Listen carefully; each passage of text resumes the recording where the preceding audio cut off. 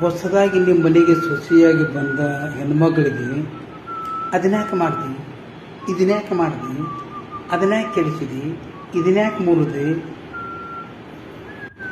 ನಿಮ್ಮವ್ವ ನಿಮ್ಮಪ್ಪ ಇದನ್ನ ಕಲಿಸ್ಯಾರೇನು, ಯಾರು ಹೇಳೋರಿಲ್ಲೇನು, ಹಿಂಗೆಲ್ಲ ಬೈದು ಆ ಹೆಣ್ಮಗಳು ನೀವು ಈ ಥರ ಕಿರುಕುಳ ಕೊಟ್ಟಿರತ್ತಂದ್ರೆ ಆ ಮನೆ ಒಳ್ಳೇದಾಗೋದಿಲ್ಲ.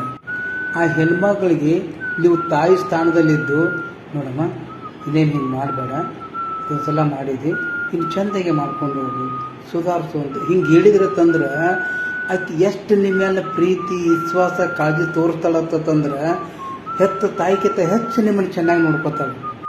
ಸೊಸಿನ ಚೆನ್ನಾಗಿ ನೋಡ್ಕೊಂಡ್ರೆ ಆ ಮನೆ ನಂದ ಗೋಕುಲ ಆಗ್ತೈತಿ, ಸಂತೋಷ ಉಕ್ಕಿ ಹರಿತೈತಿ, ಮನೆ ಆನಂದದ ಸಾಗರ ಆಗ್ತೈತಿ. ಹೌದಿಲ್ಲ?